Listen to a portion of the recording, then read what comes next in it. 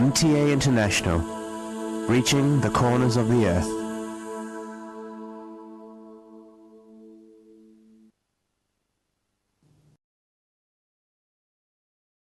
صلی علی رسولنا صلی علی محمد صلی علی نبینا صلی علی محمد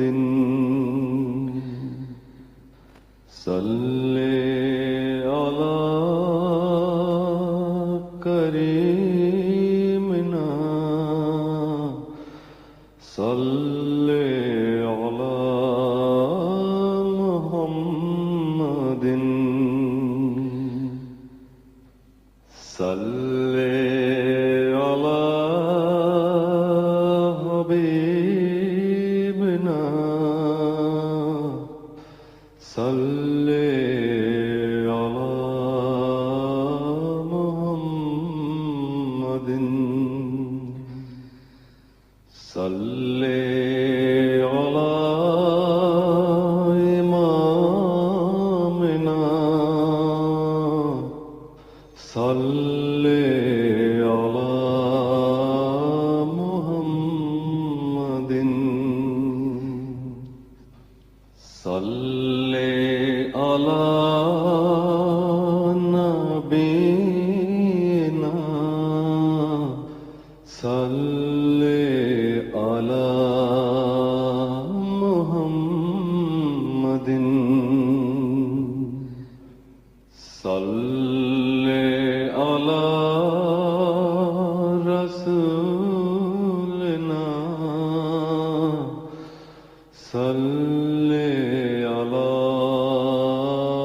محمد صلی علی شفیعنا صلی علی محمد صلی علی کریمنا صلی علی محمد صلی علی حبیبنا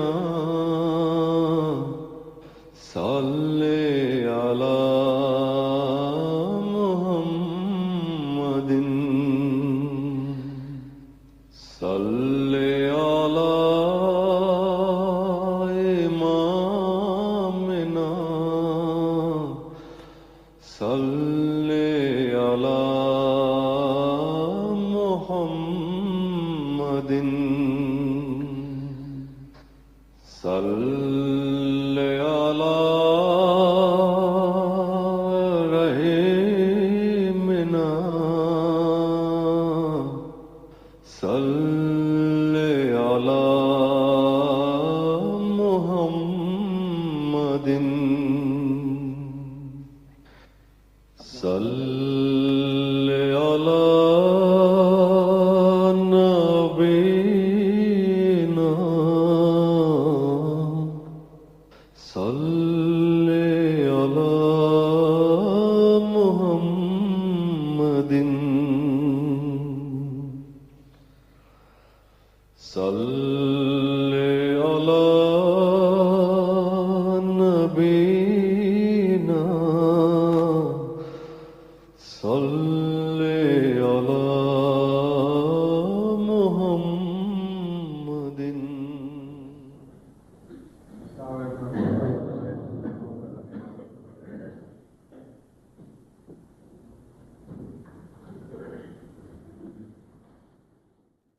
السلام علیکم اللہ اذان دے دیں.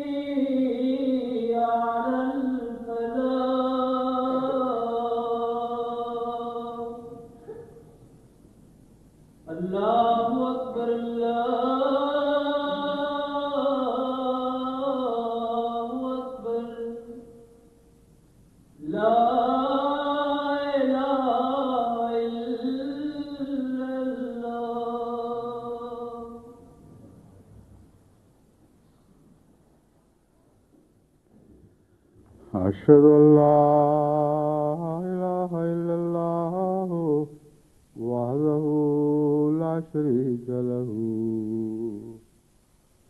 وأشهد أن محمدا عبده ورسوله أما بعد فأعوذ بالله من الشيطان الرجيم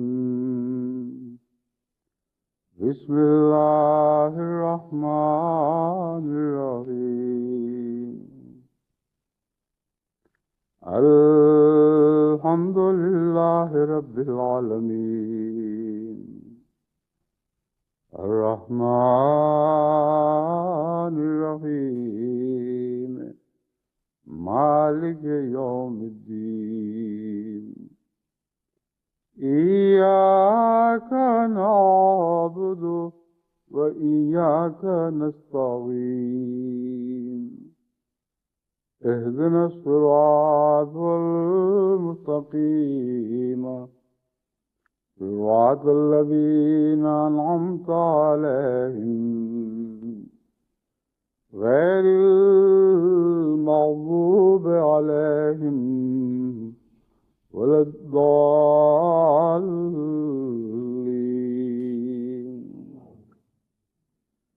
قل يا عبادي الذين أسرفوا على أنفسهم لا تقنطوا من رحمة الله إن الله يغفر الذنوب جميعا إنه هو الغفور الرحيم وأنيبوا إلى ربكم وأسلموا له من قبل أن يأتيكم العذاب ثم لا تنصرون. یہ آیات سورہ زمر سے لی گئی ہیں. ان کی اور کچھ بعد میں آنے والی آیات کی تلاوت میں نے پچھلے خطبے سے پہلے کی تھی، اور اس مضمون کو حضرت اقدس مسیح موعود علیہ السلام کے حوالے سے بیان کر رہا تھا کہ وقت ختم ہو گیا، اور بہت سی باتیں ایسی ہیں جو لازماً پیش جماعت کو کے سامنے رکھنی چاہیے، اور ان کو پوری طرح سمجھ کر کہ جماعت کے لیے توبہ کا مضمون خوب کھل جائے گا اور توبہ پر عمل آسان ہو جائے گا، اور اس کی اہمیت بھی پہلے سے بڑھ کر ظاہر ہوگی، کیونکہ اکثر انسان غفلت کی حالت میں زندگی بسر کرتے ہیں اور توبہ کی طرف توجہ پیدا ہوتی ہی نہیں، کیونکہ جن گناہوں میں انسان ملوث ہو ان سے دل لگ چکا ہوتا ہے، اور جس چیز سے دل لگ جائے اس کے لیے تو یہ دعا کرنا بھی مشکل ہے کہ اے خدا مجھے اس گناہ سے نجات بخش. اور یہ بڑی ہمت کا کام ہے. ایک ایسی چیز جس سے دل لگ چکا ہو اس کے خلاف انسان پورے شعور کے ساتھ یہ دعا کرے کہ اے خدا یہ مجھ سے چھڑا دے. چنانچہ مجھے اپنے تجربے میں بارہا یہ دقت پیش آتی ہے کہ جب بعض لوگ یا بعض بچیاں اپنی ناسمجھی سے بعض ایسے فیصلے کر بیٹھتی ہیں جو اسلام کی روایات اور احمدیت کی روایات کے خلاف ہیں. جب ان کو میں کہتا ہوں کہ اپنے لیے دعا کرو تو وہ ان کی طبیعت مائل نہیں ہوتی. وہ اقرار بھی کرے تو صاف نظر آ رہا ہوتا ہے کہ فیصلہ نہیں ہو سکا. اور جب وہ اس بات کو نہ سمجھ سکیں تو پھر کبھی بھی وہ نصیحت ان پر عمل نہیں کرتی. لیکن جس نے بھی اس مضمون کو آنکھوں میں آنکھیں ڈال کر دیکھا، سمجھا اور معلوم کر لیا کہ بہت مشکل کام ہے جس کی طرف مجھے بلایا جا رہا ہے، اور پھر تسلیم کر لیا کہ ہاں باوجود مشکل کے ہم ضرور ایسا ہی کریں گے، ایک بھی ان میں سے ضائع نہیں ہوگا. اللہ تعالیٰ کے فضل سے خدا نے ہمیشہ ان کو سنبھال لیا. سب سے پہلی بات جو توبہ کے تعلق میں قابل غور ہے وہ یہی ہے کہ انسان اپنے تعلقات کا جائزہ لے، کیونکہ سارا مضمون ہی تعلقات کا ہے. ساری انسانی زندگی ہی تعلقات کا قصہ ہے. ہر گناہ ایک تعلق پیدا کرتا ہے یا ایک تعلق کے نتیجے میں ہوتا ہے، اور ہر توبہ ایک تعلق کے نتیجے ہی میں ہوگی، ورنہ گناہ کا تعلق ٹوٹ سکتا ہی نہیں. یہ وہ مضمون ہے جس کا ذکر کرتے ہوئے میں نے قرآن کریم کی اس آیت کے لفظ انیبو میں، جس کی میں نے تلاوت کی ہے، انیبو کو آپ کے سامنے رکھا. اللہ تعالیٰ مغفرت کا مضمون بیان کرنے کے بعد فرماتا ہے وَأَنِيبُوا إِلَىٰ رَبِّكُمْ، اپنے رب کی طرف جھک جاؤ. وَأَسْلِمُوا لَهُ، پھر اپنے آپ کو اس کے سپرد کرو. من قبل ان یاتیکم العذاب ثم لا تنصرون، پیشتر اس سے کہ عذاب آ جائے اور تمہاری مدد نہ کی جائے. اب پہلی آیت یہ ہے کہ ان اللہ یغفر الذنوب جمیعا، تمام گناہ بخش دیتا ہے. اس سے پہلے یہ ذکر گزرا کہ اے وہ لوگوں جو اپنے نفسوں پر ایسی سی زیادتیاں کر بیٹھے ہو کہ گناہ کبائر میں، کہ گناہ کبیرہ میں یا کبائر میں ملوث ہو گئے، بہت بڑے بڑے گناہ کیے ہیں. تم بھی اللہ کی رحمت سے مایوس نہ ہو. تو یہ جو خوشخبریاں ہیں، اس کے بعد یہ آیت ایک عجیب سی بات پیش کرتی ہے کہ اللہ تعالیٰ تو ہر گناہ بخش دے گا، لیکن موت سے پہلے پہلے ڈرو کہ وہ عذاب نہ آ جائے. اگر ہر گناہ بخش دے گا تو عذاب کیسا آئے گا؟ پھر کس عذاب سے ڈرنے کی ہدایت فرمائی جا رہی ہے. کیونکہ یغفر الذنوب نے تو سارے بوجھ اتار دیے بظاہر، کوئی بھی فکر باقی نہ چھوڑا. جب خدا اتنا عظیم مہربان ہے کہ ہر گناہ بخش دیتا ہے تو پھر کسی عذاب کے خطرے کا سوال ہی باقی نہیں رہتا. مگر اللہ تعالیٰ نے اگلی آیت میں یہ سب غلط فہمیاں دور فرمائی ہیں جو بخشش کے متعلق عامت الناس میں پائی جاتی ہیں. بخشنے کا مضمون ایک توبہ کو چاہتا ہے. اگر دل میں تبدیلی واقع ہو، انسان توبہ کرنا چاہے، تو پھر جو رستے کی دقتیں ہیں وہ خدا دور فرماتا رہتا. پھر کیسا ہی کٹھن سفر ہو، اللہ تعالیٰ اسے آسان فرما دیتا ہے. اور اس سفر کے آغاز پر انیبو کا لفظ رکھا کہ یہ سفر تم سے شروع ہو نہیں سکے گا جب تک اللہ تعالیٰ سے کوئی تعلق پیدا نہ ہو. گناہ کا مطلب ہے مادی دنیا سے بے حد تعلق قائم ہو، عادتیں پڑ گئیں. ایک معمولی سی ڈرگ کی ایڈکشن ہے، وہ بھی ہو جائے تو ڈاکٹر بڑا بڑا زور لگاتے ہیں، بعض دفعہ مہینوں ہسپتالوں میں رکھتے ہیں. پھر جب ہسپتال سے باہر آیا پھر دوبارہ وہی ڈرگ شروع ہو جاتی ہے. گناہ تو کتے کی دم کی طرح ہے. کہتے ہیں 12 سال تک ایک نالی میں کتے کی دم رکھی تھی تاکہ وہ سیدھی ہو جائے. جو وہ نکالی تو پھر اسی طرح خم پڑ گیا. تو یہ خم دور کرنے کے نسخے ہیں جو قرآن کریم بیان فرما رہا ہے. اور ایسے نسخے بیان نہیں فرماتا جیسے کتے کی دم کو نالی میں ڈال دیا ہو، جب نکالو پھر وہی۔ قرآن کریم جو نسخے بیان فرماتا ہے وہ دائمی ہیں، وہ کبھی پھر انسان کو پہلے حال کی طرف لوٹنے نہیں دیا کرتے، اور اس مضمون کی جان تعلق باللہ میں ہے۔ گناہ ہے ہی تعلق کا نام۔ توبہ کیا ہے؟ ایک تعلق سے دل توڑنے کی کوشش کرنا، اور اللہ تعالیٰ کا یہ دیکھ کر کہ یہ بندہ میری خاطر کر رہا ہے مگر اس میں طاقت نہیں ہے، اس کی طرف جھک جانا، یہ اس کے تواب ہونے کی نشانی ہے۔ بس توبہ اپنی ذات میں کچھ بھی حیثیت نہیں رکھتی اگر اللہ تواب نہ ہو، اور تواب کی طرف جانے کے لیے توبہ سے پہلے فرمایا ہے انیبوا الی ربکم، کہ تم اپنے رب کی طرف مائل ہو۔ حضرت اقدس مسیح موعود علیہ السلام کا جو حوالہ میں آپ کے سامنے پیش کر رہا تھا، آج میں نے اس کا باقی حصہ آنے سے پہلے دیکھا تو مجھے بہت ہی خوشی ہوئی اس بات سے کہ حضرت اقدس مسیح موعود علیہ السلام نے اسی مضمون کے تعلق میں جو ان آیات میں بیان ہوا ہے، قل یا عبادی، اس میں ایک اور حدیث سے استنباط فرماتے ہوئے یہی معنی لیے ہیں، بین ہی یہ معنی لیے ہیں کہ یہ تعلق کا مضمون ہے، اللہ کی محبت کا مضمون ہے، اس کے سوا کسی گناہ سے انسان کو نجات نہیں مل سکتی۔ چنانچہ اب میں باقی اقتباس پڑھ کر پھر میں بعض مزید باتوں کی طرف واپس آؤں گا، یا حضرت اقدس مسیح موعود علیہ السلام کے حوالے سے چند اور امور آپ کے سامنے رکھوں گا۔ آپ فرماتے ہیں، یہ جو فرمایا قل یا عبادی، کہہ دے کہ اے میرے بندو، اس مضمون کے متعلق میں پہلے بیان کر چکا ہوں، میں یاد دہانی کے طور پر یہ بتاتا ہوں کہ آیت سے یہ نکلتا ہے کہ محمد رسول اللہ خدا تعالیٰ کے بندوں کو یہ کہیں اے میرے بندو۔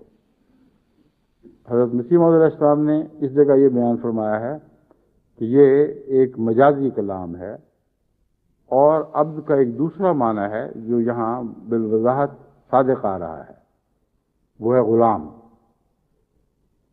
اور غلام اور بندے میں یہ فرق ہے، بندہ تو خدا نے پیدا کیا ہے، اور غلام بھی بندہ ہی ہوتا ہے مالک کا، لیکن پیدا ہونے کے مضمون میں نہیں، کے لحاظ سے نہیں، بلکہ اس کے تابع ہو جاتا ہے۔ تو حضرت مسیح موعود علیہ السلام نے یہ فرمایا کہ یہ جو یا عبادی کا لفظ ہے، یہ گناہوں سے بچنے کا ایک ایسا عظیم شان طریق بیان فرما رہا ہے کہ جس مضمون کو آپ سمجھیں تو آپ کی گناہوں سے رہائی ممکن ہو جائے گی۔ اگر نہیں سمجھیں گے تو پھر جہاں جتنی چاہے کوشش کریں، صحیح جگہ ہاتھ ہی نہیں پڑے گا۔ آپ نے لفظ عبد کو پیش نظر رکھتے ہوئے فرمایا، عبد کے مفہوم میں یہ داخل ہے کہ ہر آزادگی اور خود روی سے باہر آ جائے، یعنی غلام تو وہ ہوا کرتا ہے جس کی آزادی کلیتاً سلب ہو جاتی ہے۔ بس حضرت صلی اللہ علیہ وآلہ وسلم نے جو خوشخبری دی ہے وہ اب اپنے عباد کو دی ہے، ہر شخص کو نہیں دی۔ فرمایا تم میرے عباد بنو گے تو دیکھو گے کہ ان اللہ یغفر الذنوب جمیعا، خدا تعالیٰ گناہوں کا کچھ بھی نہیں باقی چھوڑے گا، لیکن شرط ہے کہ میرے عباد بنو، یعنی اپنی آزادیاں ترک کر دو اور میری غلامی کی پناہ میں آ جاؤ۔ فرماتے ہیں اور خود روی سے باہر آ جاؤ۔ خود روی کا محاورہ بھی بہت گہرے فکر کے بعد اس جہاں جمایا گیا ہے۔ ہر ایک آزادگی سے مراد یہ ہے کہ ہر دوسری چیز سے محبت سے بے تعلق ہو جائے، اور خود روی کا مطلب ہے کہ اپنے نفس کی اندرونی غلامی سے بھی کلیتاً آزاد ہو جائے، نہ غیر کی غلامی رہے نہ نفس کی غلامی رہے، اور پورا متبع اپنے مولا کا ہو، یعنی جس کا وہ غلام ہے اس کا کلیتاً مطیع ہو جائے۔ حق کے طالبوں کو یہ رغبت دی گئی کہ اگر نجات چاہتے ہو تو یہ مفہوم اپنے اندر پیدا کریں. اگر نجات چاہتے ہیں تو یہ مفہوم اپنے اندر پیدا کریں. اور در حقیقت یہ آیت اور یہ دوسری آیت، وہ حدیث کے حوالے سے میں نے کہا تھا، آیت کے حوالے سے مضمون بیان فرمایا. یہ دوسری آیت، قل ان کنتم تحبون اللہ فاتبعونی یحببکم اللہ ویغفر لکم ذنوبکم، از روئے مفہوم ایک ہی ہیں، کیونکہ کمال اتباع اس محویت و اطاعت تامہ کو مستلزم ہے جو عبد کے مفہوم میں پائی جاتی ہے.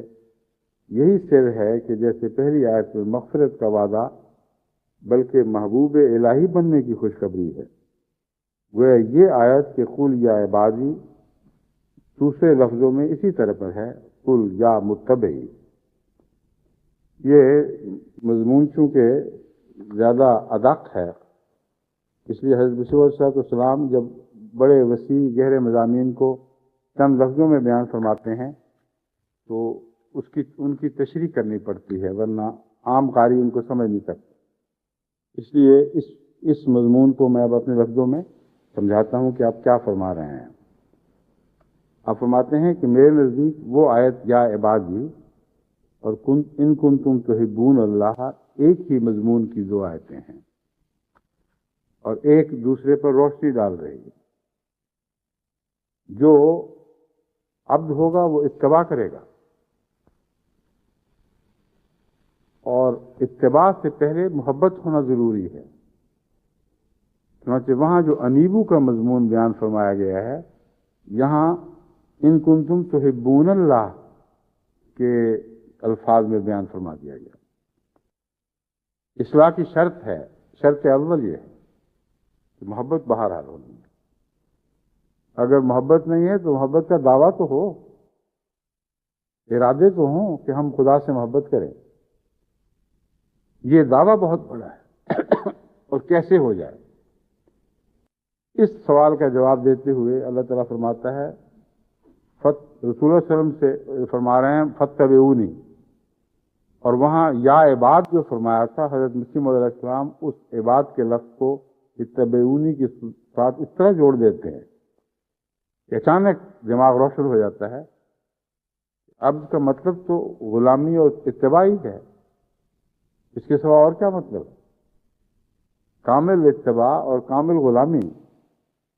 اور یہاں بھی یہی بات ہو رہی ہے، فاتبعونی، یعنی اللہ تعالیٰ کی محبت کو پانے کے لیے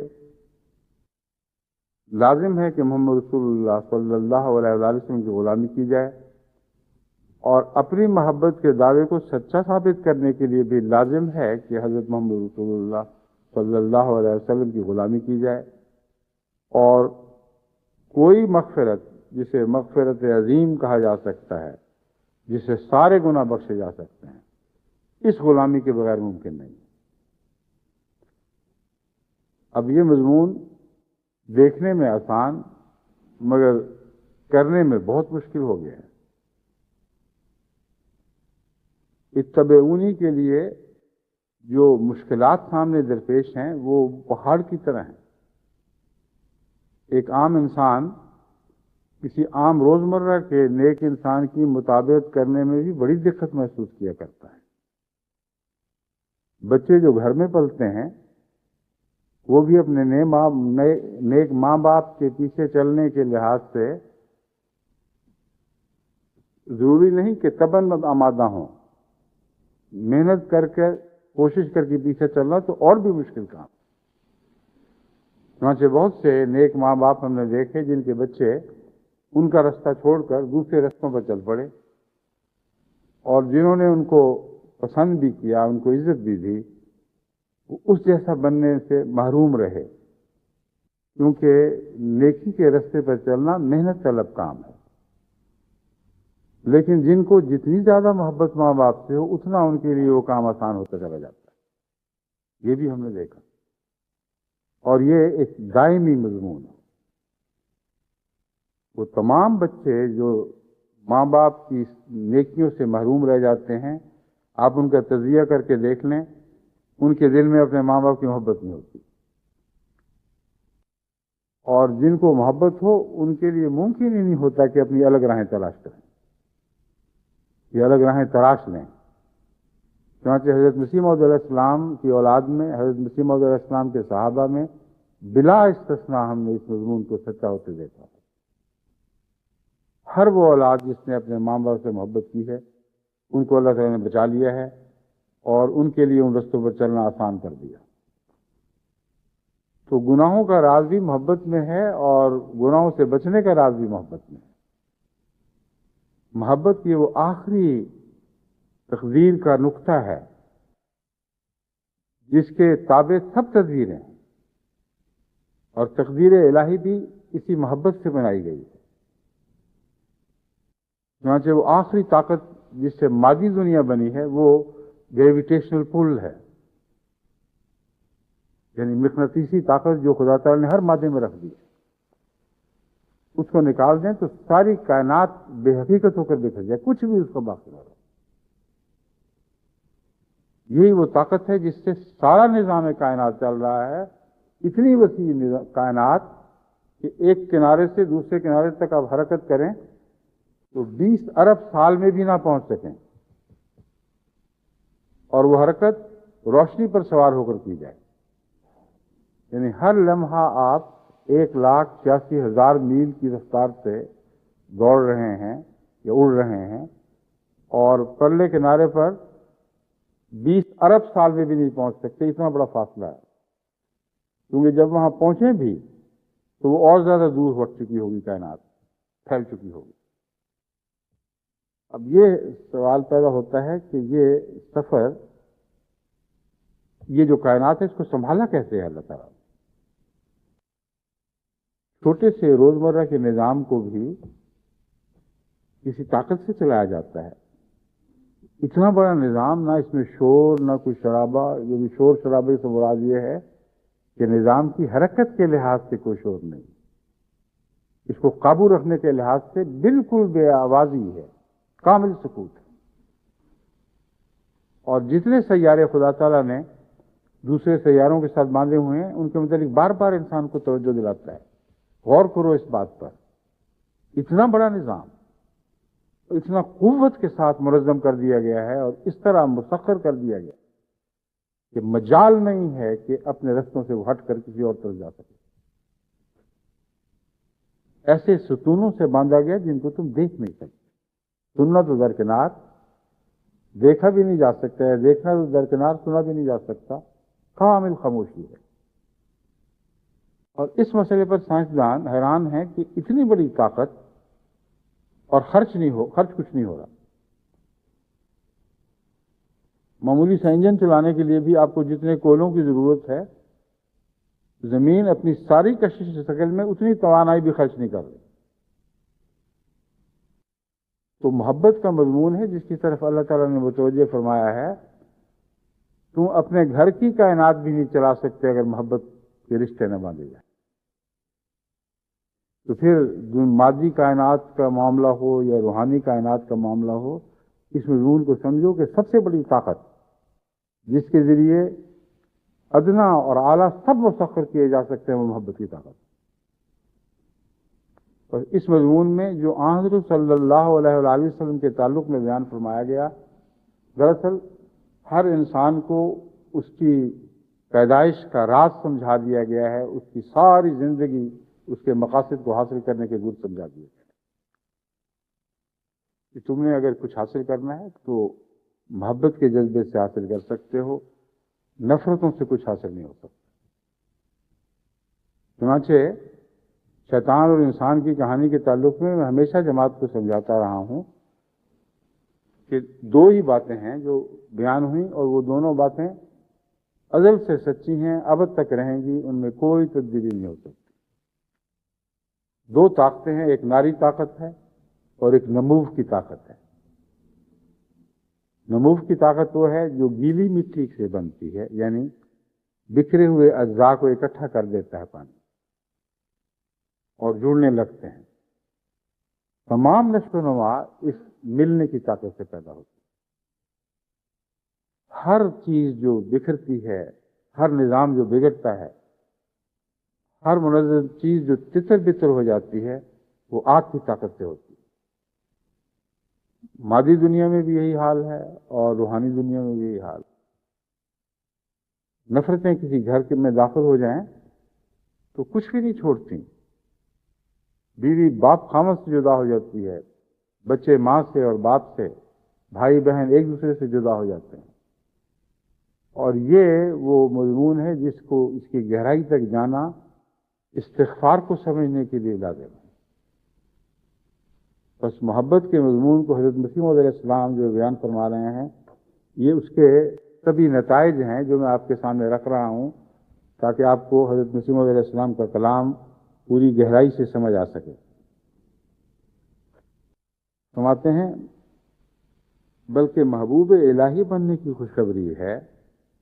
گویا یہ آیت کہ قل یا عبادی دوسرے لفظوں میں اس طرح پر ہے، قل یا متبعی، اے میری اطاعت کرنے کی خواہش رکھنے والوں، اے میرے پیچھے چلنے کی تمنا لے کر آنے والوں، اے دعوے دارو. یہ سارے مضمون یا متبعی میں آ گئے.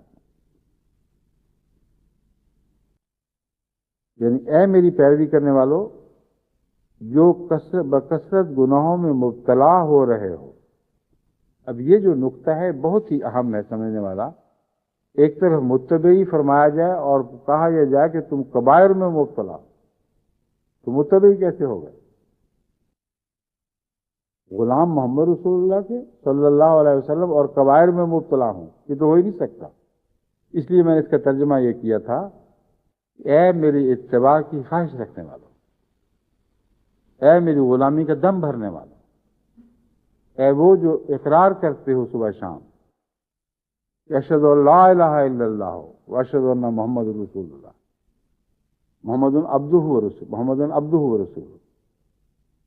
یہ اقرار تو کرتے چلے جاتے ہو لیکن یہ نہیں سوچتے کہ اگر میری غلامی کا دم بھرتے ہو تو یہ گناہوں کے بوجھ کیا لیے چل رہا.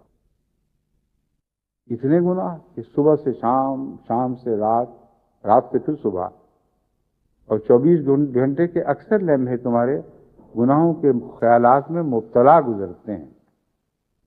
اگر توفیق نہ بھی ملے تو خواہش اور حسرتیں ہیں جو اکثر گناہوں سے تعلق رکھتی ہیں، لیکن نیکیوں کی حسرتیں بہت کم پائی جاتی ہیں. بس متبعی فرما کر یہ نہیں فرمایا کہ اے میرے غلامو تم ایسے ہو، یہ فرمایا جا رہا ہے اے میرے غلامو تم کیسے ہو؟ میرے غلام اور ایسے، میرے غلام اور اتنے گناہ، یہ زیب نہیں دیتا. بس میرے غلام بن جاؤ. اور دوسری جگہ ان کنتم تحبون اللہ میں بھی یہی مضمون ہے. یہ مراد نہیں کہ اللہ تعالیٰ کی محبت کے دعوے دار ہو کر اور حقیقت میں محبت رکھنے کے بعد تمہیں کسی چیز کی ضرورت ہے. فرمایا بہت بڑا دعویٰ کر رہے ہو کہ ہم اللہ سے محبت کرتے ہیں اور بڑا مشکل دعویٰ کر بیٹھے ہو. یہ دعویٰ آسان ہو نہیں سکتا، اس پر عمل ممکن نہیں ہے جب تک میرے پیچھے نہ چلو، کیونکہ میں نے عشق کی راہوں پر قدم مارے ہیں اور ہر منزل کو آسان کر دیا ہے. ہر فاصلہ میرے پیچھے چلنے سے چھوٹا دکھائی دے گا اور آسان ہوتا چلا جائے گا. اب یہ جو آسانی کا مضمون ہے یہ عشق کے بغیر حل ہو ہی نہیں سکتا. عشق ہے جسے جو ایسی دیوانگی بخش دیتا ہے کہ ایک آدمی پیشہ پکڑ کے ساری عمر اس بات میں گوا دیتا ہے کہ ایک چٹان کو توڑے کاٹتا چلا جائے یہاں تک کہ اس سے وہ دریا بہا دے. اور وہ دریا تو نہیں بہا سکتا تھا مگر اسی پیشے سے وہ کھوتے کھوتے وہ مر جاتا ہے اسی حالت میں. تو حضرت صلی اللہ علیہ وآلہ وسلم کی محبت اور خدا کی محبت ایک ہی راہ پر ملتی ہے، اور خدا کی محبت پر پہنچنا اصل مقصود ہے. محمد رسول اللہ صلی اللہ علیہ وآلہ وسلم کی محبت آپ کا ہاتھ پکڑ کر ان راہوں پہ چلائے گی جو بلا استثناء آخر خدا تک پہنچاتی ہیں. اب واپس اب گناہ کے مضمون کی طرف جائیں، پھر دیکھیں کہ اس کا اس سے کیا تعلق بنتا ہے. بات تو سمجھ آ گئی مگر عمل کیسے شروع ہوگا؟ وہی چوہوں والی بات نہ ہو جائے کہ جب بلی ان پر، ایک خونخوار بلی چوہوں پر بہت ظلم کیا کرتی تھی، بڑے حملے کیا کرتی تھی، تو سوچا گیا کہ آخر کس طرح اس مسئلے کا حل کرے۔ ایک چوہے کو بہت سوجی ایک بڑی اونچی بات، اس نے کہا بڑی آسان بات ہے، چوہے کی، بلی کی گردن میں ایک گھنٹی لٹکا دو، جب وہ آئے گی اس کی گھنٹی کی آواز آ جائے کرے گی اور ہم وقت پر اپنے اپنے دلوں میں گھس جائیں گے، کوئی مشکل بات نہیں۔ بڑی چوہوں نے داد دی، واہ واہ سبحان اللہ، کیا بات کر دی۔ پھر کسی کو خیال ہے کہ لٹکائے گا کون، وہاں جا کے مارے گا سارے۔ گناہوں سے توبہ کا فیصلہ کرنا ہی بلی کی گردن میں گھنٹی لٹکانے والی بات ہے، اور محبت کی راہوں پر قدم مارنا اگر انسان شعور کے ساتھ مفہوم کو نہ سمجھے تو بالکل وہی بات ہے کہ بہت آسان ہو گیا، لیکن جب چلو تو پھر مشکل، بڑی مشکل۔ وہ دوسری طرف کی کشش ہے جو انسان کو اپنی طرف کھینچ لیتی ہے، ایک قدم آگے جائے تو 2 قدم پیچھے چلا جاتا ہے۔ اس کشش کو کیسے توڑا جائے، یہ وہ بنیادی سوال ہے، کیونکہ یہ محض فلسفے کی باتیں نہیں ہیں۔ قرآن کریم تو گہرے حکمت کے راز پیش کرتا ہے، بڑے بڑے مشکل مسائل حل فرماتا ہے اور بتاتا ہے کہ کیا کرو اور کیا نہ کرو، اور جو کرو وہ اس طرح کرو تو آسان ہو جائے گا، جو نہ کرو اس سے بچنا ہے تو یہ طریق اختیار کرو تو بچ جاؤ گے، اور پھر طریق کو آسان کر کے دکھاتا ہے۔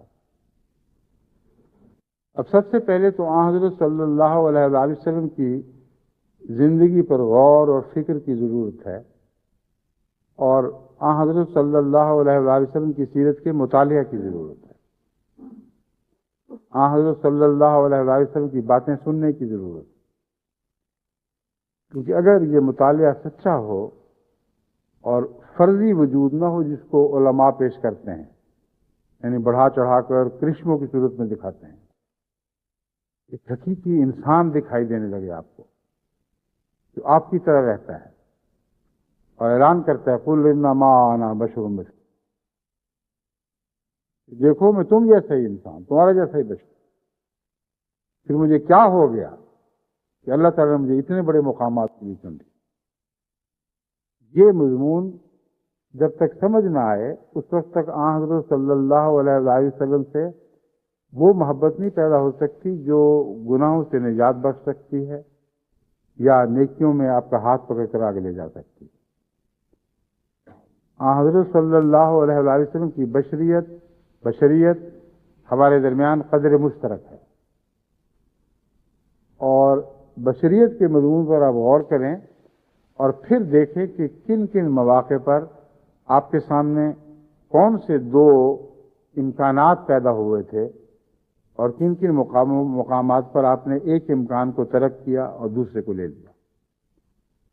پھر اس کو آپ اپنی زندگی پر اطلاق کر کے دیکھیں تو اس وقت آپ کو سمجھ آئے گی کہ کتنا مشکل مضمون ہے۔ اتنے مشکل چوائسز تھے آن حضرت صلی اللہ علیہ وسلم، انگریزی میں کہتے ہیں چوائسز مشکل، مطلب ہے ترجیحات۔ جب بھی کوئی ترجیح کی ہے وہ مشکل کی طرف ترجیح کی ہے، آسانی کی طرف نہیں، اپنی ذات کے لیے، یہاں تک کہ اللہ نے فرمایا ظلوماً جہولا، یہ شریعت کا بار اٹھانے والا کامل انسان تو اپنی ذات پر حد سے زیادہ ظلم کرنے والا، یہاں تک فرمایا فَلَعَلَّكَ بَاخِعٌ نَفْسَكَ، اے میرے بندے تو اپنی جان کو ہلاک کر لے گا، اتنا ظلم کر رہا ہے اپنے اوپر۔ یہ ظلم کیسے کیا اپنی ذات پر؟ سوائے محبت کے یہ ظلم ہو ہی نہیں سکتا۔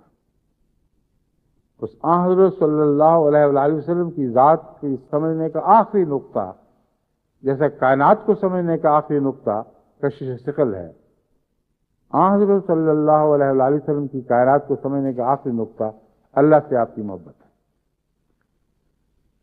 اور وہ محبت کس طرح جلوہ گر ہوئی ہے، کس طرح آپ نے اس محبت میں آپ کی کیا پلٹ دی۔ یہ جب تک نصیب نہ ہو یا اس کے لیے کوشش نہ کی جائے کیسے ممکن ہے کہ وہ غلامی نصیب ہو جو تمام گناہوں کی بخشش کا اعلان کر رہی ہو؟ بس حضرت صلی اللہ علیہ وآلہ وسلم کی سیرت کے مطالعہ سے اگر آپ گہری نظر سے مطالعہ کریں، آپ کے اندر ایسی ایسی پاک تبدیلیاں ہوں گی کہ آپ تصور بھی نہیں کر سکتے تھے۔ لیکن اس نقطۂ نگاہ سے سمجھیں، ٹھہر ٹھہر کر موازنے کریں کہ آپ نے یہ کیا، یہ کیا، میں جب صبح اٹھتا ہوں تو یہ کرتا ہوں اور وہ کرتا ہوں کہ نہیں کرتا، میں یہ قربانیاں خدا کی خاطر کر سکتا ہوں کہ نہیں۔ یہ مضمون جتنا سمجھ آتا چلا جائے گا اتنا مشکل بھی ہوتا جائے گا۔ ایک اور مشکل، یعنی اس مضمون کے سمجھنے میں بھی مشکلات ہیں اور سمجھ جانے میں بھی مشکلات ہیں، کیونکہ بعض دفعہ ایک انسان جب یہ دیکھتا ہے کہ کوئی آدمی میرے حد سے بہت آگے نکل چکا ہے تو وہاں اس کی ہمت ٹوٹ جایا کرتی، اور ہمت ٹوٹ کے پھر وہ آگے بڑھ نہیں سکتا۔ حضرت صلی اللہ علیہ وسلم بشر ہیں، مگر وہ کام کر دکھائے جو بشر کی طاقت سے باہر نکلتے ہوئے دکھائی دے رہے ہیں۔ یوں لگتا ہے کہ بشر کی طاقت سے بالا طاقتیں۔ یہی مضمون حضرت مسیح موعود علیہ السلام نے حضرت صلی اللہ علیہ وسلم کی سیرت میں بیان فرمایا کہ بشر تو تھے مگر باتیں ما فوق البشر، باتیں وہ کر رہے ہیں جو بشر کی طاقت سے باہر اور بڑھ کر اور اونچی ہے۔ یہ جو مضمون ہے یہ ہمتیں توڑ دیا کرتا ہے بعض دفعہ، اور وہ جو اپنے انبیاء کے افسانے بنا لیا کرتے ہیں ان کے کردار تبھی برباد ہوتے ہیں کہ وہ سمجھتے ہیں یہ اس کا کام تھا، یہ عام انسان کی تو طاقت ہی نہیں۔ وہ سارے کرامات ہیں، وہ ساری کرامات ہیں، وہ سارے کرشمے ہیں جو غیر نبی کو نصیب ہو ہی نہیں سکتے۔ اس لیے ساری نیکیاں جو کرشمے ہیں ان سے عام انسان اس طرح محروم ہو جاتا ہے کہ گویا اس کی طاقت میں ہے ہی نہیں، اس لیے ہمت کرنے کی کیا ضرورت ہے۔ اس لیے سب سے بڑے کرشمہ کو کی طرف کیوں متوجہ ہو، اور وہ کرشمہ پھر یہ دکھائی دیتا ہے کہ یہ اتنا بڑا بزرگ انسان ہے کہ ہمارے سارے گناہ بخش سکتا ہے، اگر اس سے محبت کرو تو سارے گناہ یہ مضمون بنا لیتے ہیں اور عبادی کا خطاب بھول جاتے ہیں۔ اس مضمون نے مذاہب میں بہت بڑی بڑی تباہیاں مچائی۔ عیسیٰ علیہ السلام کا ابن اللہ ہونا اور شرک کی جو تعلیم عیسائیت میں جاری ہو گئی، یہ ساری اسی مضمون سے ہوئی کہ وہ آگے آج جس نے سارے گناہوں کا بوجھ خود اٹھا لیا، اب ہمیں کیا ضرورت ہے مصیبتیں کرنے کی۔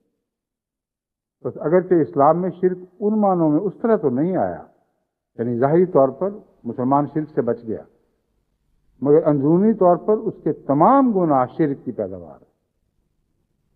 اور اس شرک میں سب سے بڑا شرک اپنے مطاع اور نبی کے تعلق میں پیدا ہوا کرتا ہے۔ وہ محبت جب حد سے زیادہ بڑھ جائے، اور اتنی بڑے حد سے زیادہ سے مراد یہ ہے کہ اس کو انسانی صفات سے بالا کر کے دکھانے لگے، تو وہیں اس کے ساتھ تعلق ٹوٹ جاتا ہے، اور وہیں انسان اس کی اطاعت سے فیض یاب ہونے کی صلاحیت چھوڑ بیٹھتا ہے۔ سارے مشرک گناہ گار ہوتے ہیں، تمام مشرک لازماً گندگی میں منہ ماریں گے، کیونکہ وہ اس نور کے چشمے سے وہ منہ پھیر لیتے ہیں، جس کے بعد پھر ہر گند ان کو اچھی نظر آتا ہے، ہر پانی کا کیسا ہی گندا ہو ان کی لذت کے سامان رکھتا ہے۔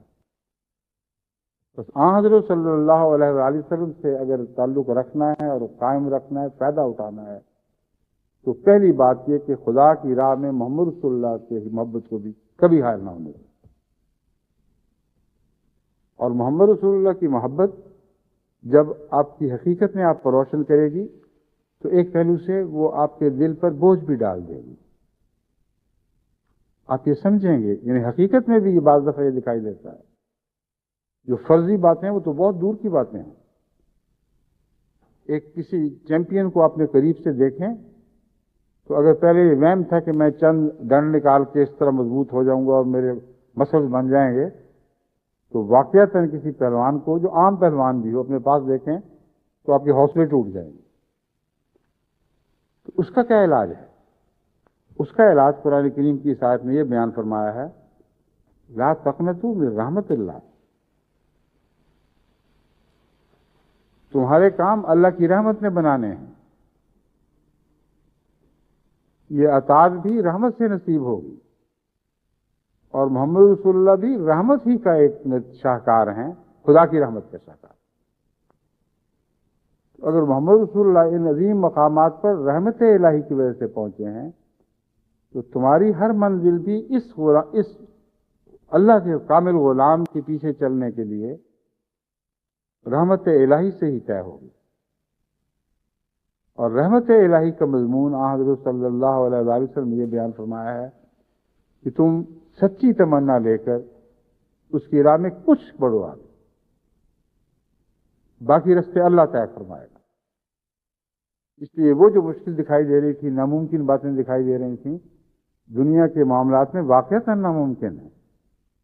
انسان گناہوں سے تعلق توڑے کیسے، اس کا یہ علاج یوں بنے گا، کچھ توڑ لو۔ جیسے بعض دفعہ ڈرگ ایڈکٹس میرے سامنے آتے ہیں، میں کہتا ہوں کہ وہ جو ڈرگ کھاتے ہو اس کو بھورنا شروع کر دو، یعنی کنارے سے تھوڑی تھوڑی گھسا گھسا کے کم کرنی شروع کر دو۔ اتنی ہمت بھی نہیں ہے تو سوچ کے کہتے ہیں ہاں یہ ہم کر سکتے ہیں۔ میں کہتا ہوں یہ قدم تم اٹھاؤ، اگلا پھر اللہ تعالیٰ تمہیں توفیق بخشے گا۔ کچھ دن اسی پہ رہنا، پھر تھوڑا سا اور ٹکڑا توڑ دینا، پھر کچھ عرصہ اسی پہ صبر کرنا، اور پھر تھوڑا سا اور توڑ دینا۔ یہ ترکیب میں نے استعمال کروائی اور میں گواہی دیتا ہوں کہ اس نے کام کیا ہے۔ اور ایسے ایسے لوگ جو سمجھتے تھے ناممکن ہے ہماری یہ عادتیں چھوٹ جائیں، وہ اب دن بدن ان کے بوجھ ہلکے ہوتے رہے، وہ زیادہ آسانی کے ساتھ پھر نیکی کی راہوں پر قدم آگے بڑھانے لگے۔ تو ایک تو یہ طریقہ ہے کہ رحمت اللہ کو حاصل کرنا ہے تو اس سے پوچھو جو خدا کی رحمت کا ایک مجسمہ بن گیا، جس کو اللہ تعالیٰ نے رحمت للعالمین فرما دیا، اور آپ نے یہ راز سمجھایا ہے کہ اللہ تعالیٰ کی رحمت سے حصہ پانے کا طریقہ یہ ہے کہ کچھ تھوڑی سی حرکت ضرور کرو، انیبوا الی اللہ، پھر خدا تمہیں سنبھالے گا اور تم سپردگی کی طرف لازماً حرکت کرو گے، کیونکہ ایک قدم تم نے اٹھایا، 10 قدم خدا نے تمہاری طرف اٹھا دیے۔ اب یہ جو مضمون ہے یہ مادی دنیا میں بھی اسی طرح خدا کی رحمت کا شاخہ کو ظاہر کرنے والا ہے، کیونکہ آپ اپنی سستیاں چھوڑ کر ایک دن تھوڑی سی ورزش کر کے دیکھیں، پہلے وہ بڑی بوجھل محسوس ہوتی ہے، اور پہلے دن کی ورزش کچھ تھکاوٹ بھی لاتی ہے، کچھ بعض دفعہ دردیں بھی پیدا کر دیتی ہے، اور اس کے باوجود آپ اپنے آپ کو پہلے سے بہتر محسوس کرتے ہیں۔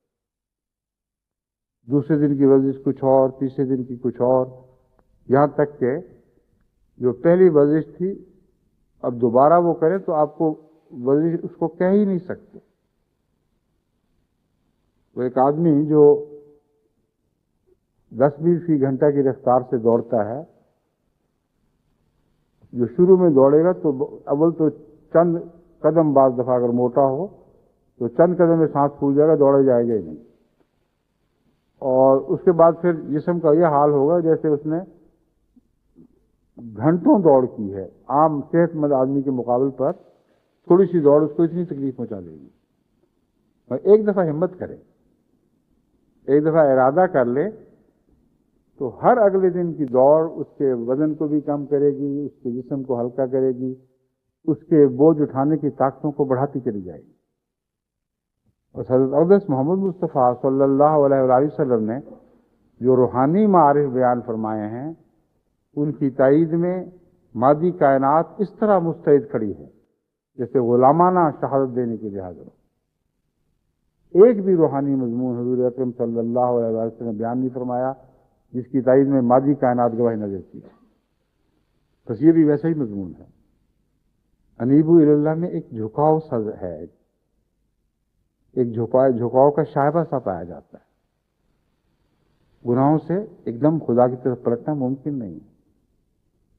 فیصلہ کرو، سوچو، غور کرو اور پلٹنے کی کوشش کرو. وہ کوشش تمہارے لیے پلٹنے میں آسانیاں پیدا کرنی شروع کر دے گی. تم خدا کی طرف اس رفتار سے نہیں جاؤ گے جتنی رفتار سے خدا تمہاری طرف آئے گا. یہاں تک فرمایا کہ پھر تم اگر چل کے جاؤ گے تو دوڑ کر تمہاری طرف آئے گا، اور باقی سفر تو خدا کی گود میں ہوتا ہے. چلنے کی ضرورت ہی نہیں رہا کرتی. حضرت مسیح موعود علیہ السلام فرماتے ہیں ابتدا سے تیرے ہی سایہ میں میرے دل کی، گود میں تیری راہ میں مثل طفل. یہ حقیقت ہے بالکل کہ انسان خدا تعالیٰ کی طرف سے سارا سفر محض اپنی کوششوں سے کر سکتا ہی نہیں ہے. شروع میں جو حرکت ہے اس میں کچھ جد و جہد، کچھ قوت آزمائی یہ شامل رہتے ہیں، اور جب انسان ثابت قدم ہو جائے، جب اس کا اخلاص یقینی ہو جائے، خدا کی نظر میں مقبول ہو جائے، پھر باقی سفر گودی میں چلتا ہے. ہمیشہ خود اٹھاتا ہے، سارے کام خود بناتا ہے. اور حضرت مسیح موعود علیہ السلام کی حمد و ثنا میں مسلسل یہی مضمون چل رہا ہے. ہم نے اولاد بھی تجھ سے پائی، فلاں چیز بھی تجھ سے پائی، فلاں چیز بھی تجھ سے پائی. گھر سے تو کچھ نہ لائے، ہر چیز تیری عطا ہے، اپنے گھر سے کچھ بھی نہیں لے کے آئے. تو وہاں تک پہنچنا ہے کہ گھر سے کچھ نہ لائیں، کیونکہ گھر میں ہے بھی کیا جو لے کے جائیں. جیسا کہ میں نے بیان کیا تھا، اتحیات پڑھنی مصیبت بن جاتی. اگر غور کر کے پڑھیں، روزانہ عرض کر رہے ہیں التحیات للہ، التحیات للہ، سب تحفے اللہ ہی کے لیے ہیں. اور پھر تحفوں کا ذکر، جسمانی قربانیاں، مالی قربانیاں. اور ہوتے کیا ہیں دامن میں تحفے جو پیش کر رہے ہیں؟ ایک ہی تحفہ تو بار بار نہیں دیا جاتا. ایک دفعہ تحفہ دے کر پھر واپس لے جاؤ، پھر دوبارہ لے جاؤ، پھر واپس لے جاؤ. یہ تو پاگل پن کا مضمون ہے. تو تحفے کا مضمون بتا رہا ہے کہ روز بروز کچھ نہ کچھ اور اضافہ اپنے حسن میں کرنا ہوگا. کچھ ایسی بات کرنی ہوگی کہ تم اسے طیبات کہہ سکو، اور پھر خدا کے حضور حاضر ہو کہ اے اللہ، آج میں نے یہ سوچی ہے طیبہ. پھر وہ کتنی ہی معمولی حیثیت کی کیوں نہ ہو، خدا اسے قبول فرماتا ہے اور اس کے انعامات عطا فرماتا ہے. اس لیے بہت ہی ضروری ہے کہ انسان اپنے نفس پر غور اور فکر کی عادت ڈالے، کیونکہ غفلت کی حالت میں انسان کو کچھ بھی نصیب نہیں ہو سکتا. شعور پیدا کرو زندگی کا، معلوم کرو تم کون ہو، کیوں ہو، کس حالت میں زندگی بسر کر رہا ہو. شعور پیدا کرو موت کا، ایک دن اس نے لازماً آ جانا ہے، اور اس دن سے پہلے پہلے خدا ڈرا رہا ہے.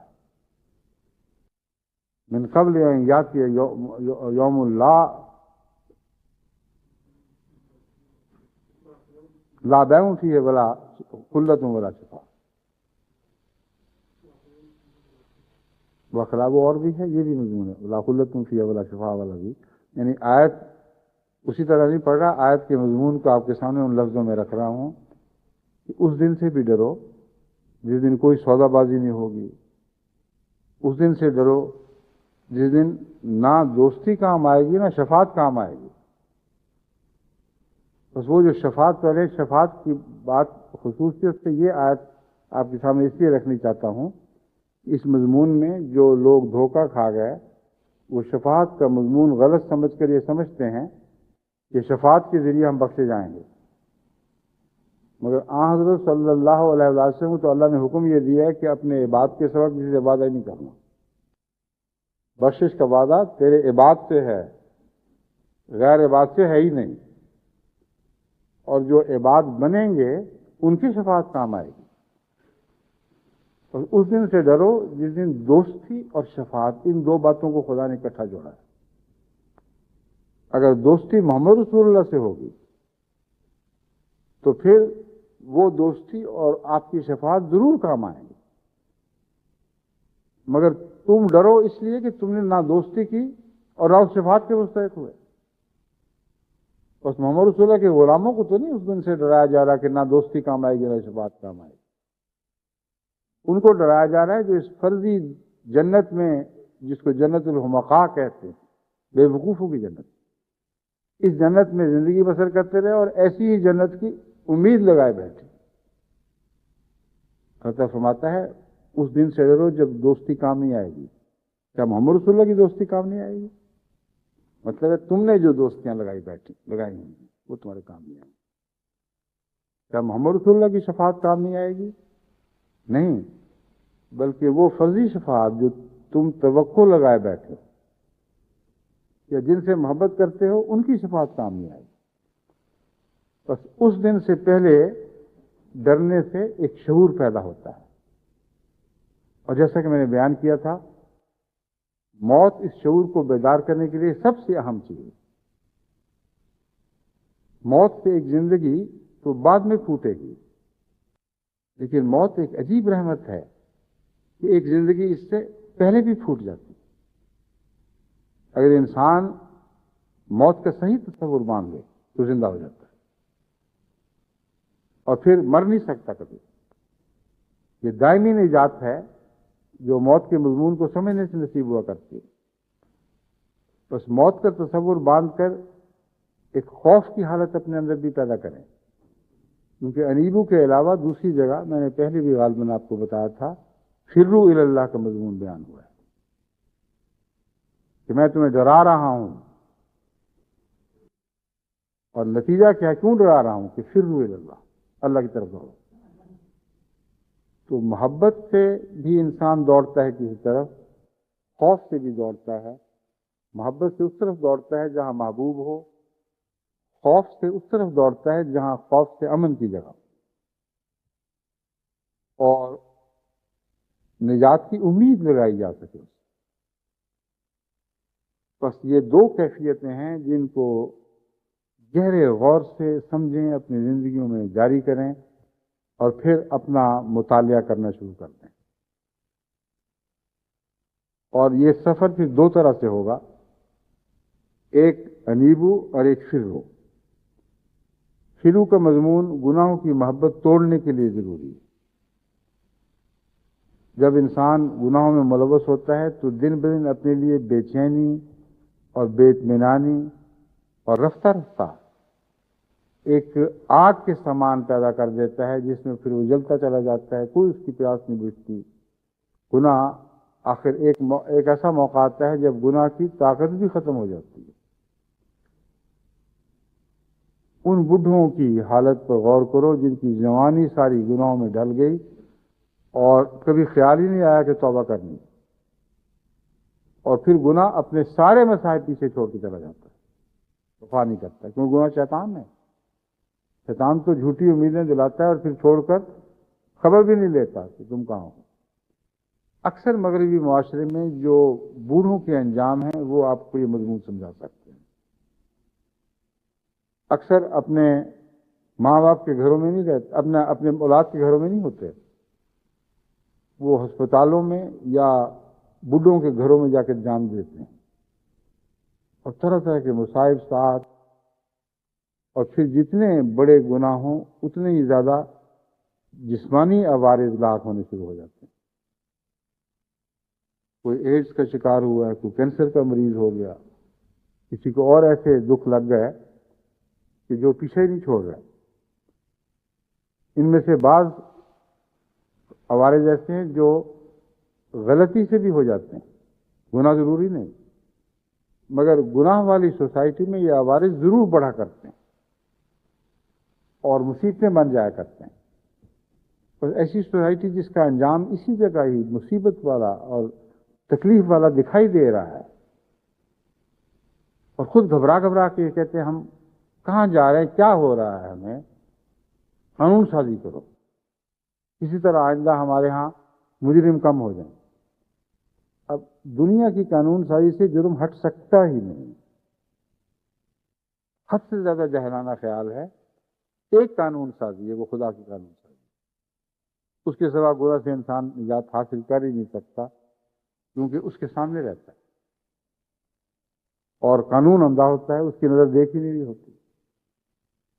اندھا قانون بعض دفعہ بڑے بڑے ظلم کر جاتا ہے اور بسا اوقات مجرموں پر رحم کر رہا ہوتا ہے. اندھے کا تو چوٹی چل جائے، چاہے شریف پر چل جائے چاہے خبیث پر چل جائے، اندھے نے تو وار ہی کرنا ہے صرف. تو یہی حال دنیا کے قوانین کا ہوتا ہے. ابھی ایک خبر آئی تھی کہ کچھ 3 لڑکے بیچارے 18 سال تک ایک ناکردہ گناہ کے جرم میں قید تنہائی کی مصیبت برداشت کرتے رہے، ایک عذاب برداشت کرتے رہے. اور وجہ یہ ہوئی کہ پولیس نے ایک اور مجرم سے ان کے خلاف یہ سمجھتے ہوئے کہ واقعی یہ مجرم تھے، ان کے خلاف جھوٹی گواہی بنوائی. اور اس کی موت کے بعد جو کاغذات نکلے تو تب جا کے پتہ چلا کہ کتنا بڑا ظلم ہو گیا. ایسے ماں باپ یا ان کے رشتے دار جو زندہ ہوں گے تصور کہ ان کی کیسی دردناک زندگی کٹی ہوگی. جانتے ہیں کہ معصوم ہیں مگر اندھے قانون نے نہیں چھوڑا ان کو. اور کئی ایسے گناہ گار ہیں جو بڑے بڑے ظلم کرتے ہیں، قانون وہاں پہ پہنچتے ہی کچھ نہیں. بس ایک ہی قانون ہے جو اللہ کا قانون ہے، اور اس کے حوالے سے گناہ ختم ہو سکتے ہیں، گناہوں کی زندگی کٹ سکتی ہے، ورنہ نہیں کٹ سکتی. ہمیشہ اسی طرح جاری رہے گی. بس اللہ تعالیٰ نے موت کو جو بار بار پیش فرمایا ہے، اس کو غور کریں تو فروا الی اللہ کے معاملے میں آپ کے لیے آسانی پیدا ہو جائے گی. اور یاد رکھیں کہ یہ زندگی اتنی لمبی تو ہے ہی نہیں کہ لمبے تجربے کرتے چلے جائیں. شروع میں یہ بھی مضمون ہے کہ جلدی کرو، کہاں بھٹک رہے ہو، دیر نہ کرو، کیا پتہ کس وقت موت آ جائے. اس لیے تیزی سے دوڑو اور گناہوں سے نکلنے کی کوشش کرو. اب یہ گناہوں سے نکلنا تو بہت بڑی بات ہے، انسان اپنی بد اخلاقیوں سے بھی نہیں نکلتا. کئی دفعہ میں نے دیکھا ہے کبھی بیوی بد اخلاق ہو اس کو سمجھایا جائے، یا خامند بد اخلاق ہو اس کو سمجھایا جائے، بد اخلاق ہو تو ایک دوسرے سے اور بھی زیادہ غصہ کرتے ہیں، اور پھر بعد میں منتوں کے خط آتے ہیں. آپ نے کس مصیبت میں ڈال دی ہے. ایسے خبیث انسان کو نصیحت کی ہے جو اب اس بات کا بدلہ لے رہا ہے کہ اب میں تمہیں مزہ چکھاؤں گا، تم نے شکایت کی کیوں تھی. اب پتہ چلے گا کہ زبردست کون ہے. اب آواز دے دو ان کو آ کے تمہیں بچا لیں. ایک جگہ واقعی یہ ہوا. یعنی اس قسم کے مضمون کی باتیں تو آتی ہیں مگر انہی الفاظ میں کہ خاوند نے بیوی کو مارا، زبردستی کی، زیادتی کی. اب آوازیں دو اپنے خلیفہ کو، وہ آ جائے اور تمہیں بچائے. کیوں شکایت کی تھی میری؟ میں نے اس کو جواب میں لکھا، اس کو کہو کہ میں تو تمہیں آواز نہیں دوں گا، یہ تمہاری مدد کریں، میں اس کو آواز دوں گا جو تمہیں پکڑ سکتا ہے. اس کی پکڑ سے بچو، وہ ہر جگہ ہے. تو موت کے بعد تم نے لازماً اس کے حضور حاضر ہونا. تو یہ فروا الی اللہ کا مضمون ہے جو موت کے تعلق میں زیادہ کھل جاتا ہے، ورنہ انسان اپنی زندگی میں تکبر میں مبتلا سوچتا بھی نہیں. تو جب ہم نے یہ دیکھا کہ بد اخلاقیوں میں ملوث انسان بھی فرار نہیں اختیار کر سکتے بد اخلاقیوں، بڑا مشکل کام. تو پھر بڑے گناہوں میں جو مبتلا ہوں وہ کیسے فرار اختیار کریں گے؟ تو وہاں بھی پہلی بات یہ ہے کہ اللہ کو بلاؤ، اس کی طرف جھکو. سے مراد یہ ہے کہ کسی دن غور کرو، اگر سمجھتے ہو کہ بہت مشکل ہے تو دعا کے ذریعے اللہ سے مدد مانگو. اے اللہ تعالیٰ ہمارے لیے بڑا مشکل ہے ان گناہوں سے بچنا. حضرت مسیح موعود علیہ السلام کی بعد میں اگلے جمعے میں انشاءاللہ میں بعض دعائیں آپ کے سامنے رکھوں گا، حیران رہ جائیں گے. اتنے عز و انکسار کے ساتھ، گریہ زاری کے ساتھ عرض کرتے ہیں کہ اے خدا، مجھ میں طاقت ہی نہیں ہے کہ میں اپنے گناہوں سے بچ سکوں. تو ہی ہے جو رحم فرما، تو مجھے بچائے. بس ہر سفر خدا کی مدد سے ہوگا. اسی لیے فرمایا لا تقنطوا من روح اللہ یا من رحمت اللہ. اللہ تعالیٰ کی رحمت سے مایوس نہ ہونا. محمد رسول اللہ کی اطاعت بھی اسی کی رحمت سے نصیب ہوگی. گناہوں سے بچنے کا مضمون بھی رحمت سے ہی اس تعلق رکھتا ہے. بس دعائیں کرتے ہوئے اگر آگے بڑھو تو اللہ تعالیٰ آپ کی توفیق کو بڑھاتا چلا جائے گا.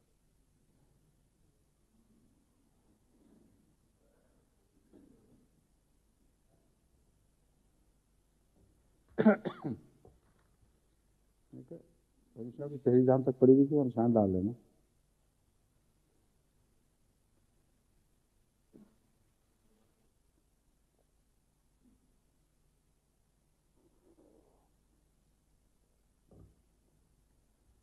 अल्हम्दुलिल्लाह नहमदुहु व नस्तईनुहु व नस्तगफिरुहु व नुमिनु बिही व नतवक्कलु अलैहि व नऊज़ु बिल्लाहि मिन शुरूरि अनफुसिना व मिन सय्यिआति अअमालिना. मन यहदिहिल्लाहु फला मुदिल्ल लहु व मन युद्लिल्हु फला हादिय लहु. ونشهد أن لا إله إلا الله وحده لا شريك له ونشهد أن محمدا عبده ورسوله.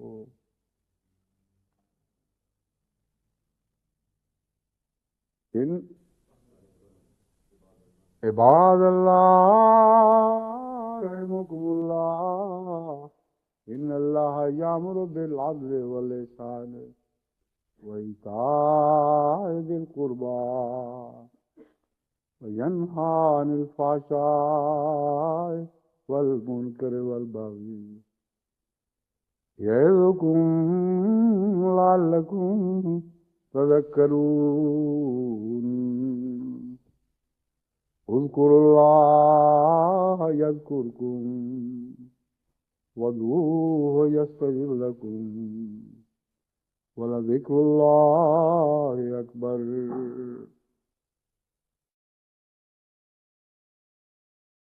ما كان